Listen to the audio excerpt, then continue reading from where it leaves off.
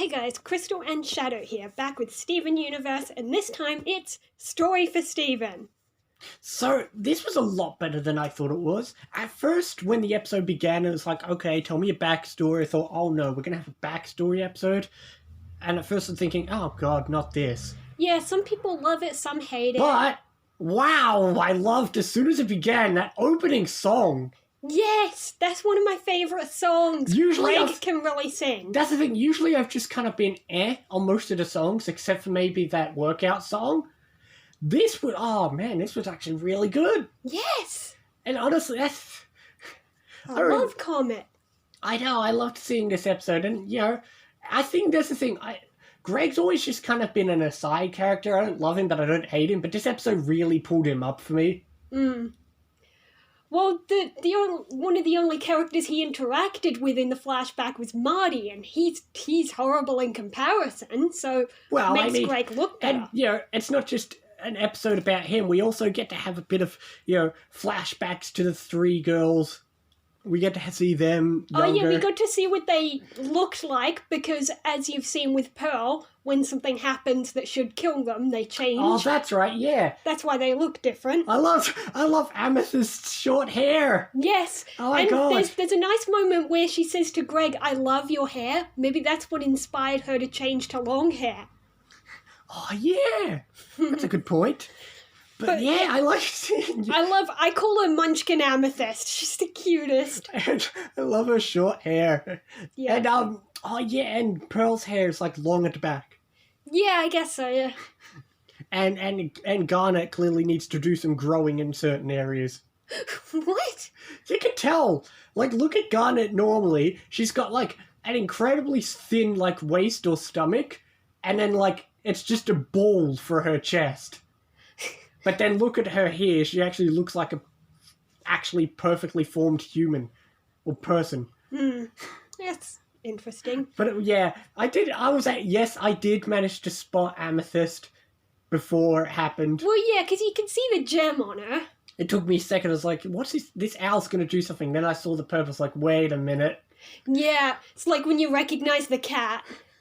The cat? Yeah, in Cat Fingers, remember? She's holding the hose. They're like, what is with this cat? Yeah, but that was a bit more obvious. I like this one. Yeah.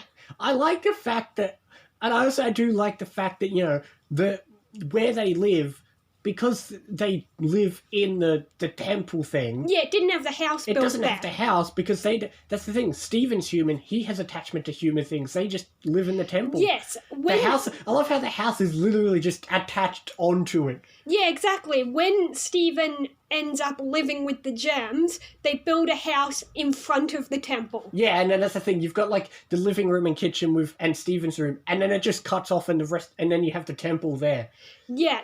You got the warp pad and you got the door. I almost got confused, because when that bit where he goes back to see Rose, and he plays the song, and he stands on the teleporty thing. At first I thought it was going to accidentally teleport him, but it didn't. No, he didn't know what it was. He was just using it as a stage. Yeah, I know. That's the thing. I've never been I never really cared for Rose. I still don't, but this was still an enjoyable episode, seeing past Greg and past the other three. And we see where she got the shirt, which we saw was stored in Lion. Wait, so hang on. I missed it. I must have missed something way back in a past or future episode. So, wait, Marty is Sour Cream's dad? Oh, yeah. We're not supposed to know that yet. But yes, as when he got out the van, I joked and said they were making sour cream in there. Well, good for you. That is now... That's most people's headcanon, that they were doing it in there. Because I'll make sure to put that innuendo in the description. You did it, not me.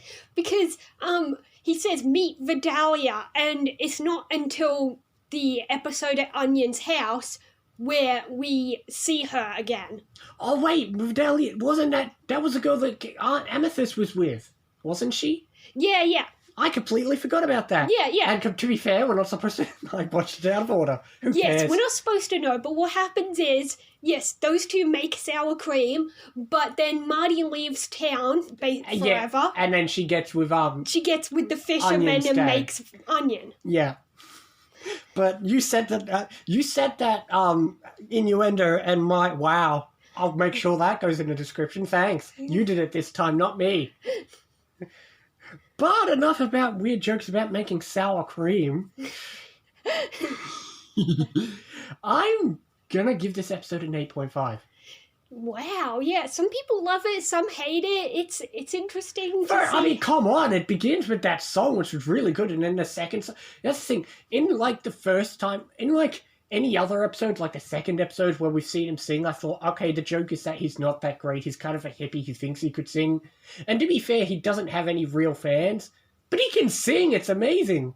Yeah, it's surprising he didn't actually get famous or anything. Considering he's like the only person who, considering, you know, Beach City has like, what, 20 people? They could clearly use the entertainment.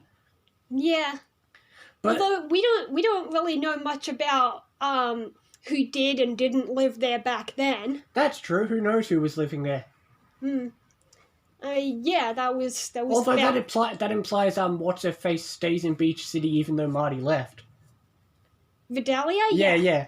Yeah, she lives there, and then they just had a one-night stand there, and Exactly, he left. whereas here, you know, I mean, this is clearly I'm going to call it like 20 years prior, because Steven's like, we'll say there was plenty of time before they made a Steven. Yeah, true. We don't know how much time has passed between him meeting Rose and him, them making Steven. I'm going to say it's 20. 20's a rough number. He looks like he's in his 40s in the present. He looks like he's maybe early 20s here. So yeah, I'll give it 20. Hard seems, to tell, yeah. It's hard to tell, but 20 seems reasonable enough. I mean, Steven's, what, 12 or 13 at this point? Yeah, he's 13 at this point. Well, there you go. But yeah, that was a lot better than I thought it was going to be. I'm giving it an 8. What'd you say? 8.5, I mean. What'd you say? I didn't yet, but I will go 7.5. Alright, I thought you'd like it more, but I suppose you think there are better episodes in the future. Yes. I've got to save the higher numbers for better stuff. But Well- yeah, that was really good. The songs were great. Oh yeah, and speaking of Marty, there's another interesting moment I want to touch on. There's this line that you didn't like where he says, your problem is you want one big woman when you can have multiple smaller ones. I didn't say I didn't like it, I just found it funny. Yeah, you want one huge woman when you can have multiple smaller ones.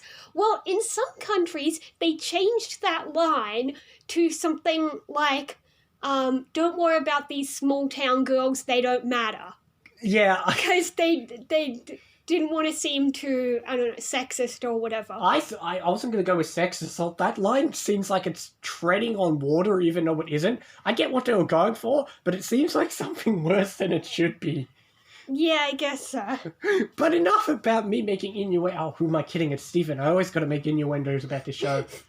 What am I saying? You did it this time. Enough about that. I was going to say, hang on, next episode is either, I think you said it was... Either the message or political power. Well, I already made my joke, so if you want to know what next episode is, go back to last episode, get us more views by listening to me and recycle my jokes about what the jokes are for what next episode Yeah, because might be. I got the order mixed up. I thought the message and political power came before Story for Stephen. For some reason, I thought Story for Stephen was the third last one. I thought it would come right before the return in Jailbreak. Well, we're very close. We've got like four More episodes. Holy crap. And then we'll finally be done with season 1. Season 1, it's taken us almost 2 months to get through this season, but wow. Well, it is double the size of the rest. I know. I don't know why they did that. Well, eventually when we do finish this season, we will wrap up with a quiz for the second half of the season, as well as you are going to pick 10 episodes you love about this season. That is going to be so hard. Well, you've got to do 10 since there's 50 goddamn episodes. Yeah, normally we do a top 5, but for season 1, I'm going to do a top 10. And I will always do a top 5, even though sometimes seasons are even shorter than 20, but what am I going to do about that? Anyway, we already said what's next time. This was, 48 episodes? We will see you next time for more Stephen and the Stevens. No, we already did that episode. For more A Guy Who Can Sing and Young Amethyst. Yeah, we definitely need more flashback episodes. I love Munchkin Amethyst, What? and we don't get enough of her. Every season needs a flashback-centric episode. Well, I wouldn't say every season. Can't be flashbacks without like a weird transition where it goes... I mean, they didn't. Anyway, we're rambling. Let's end the episode.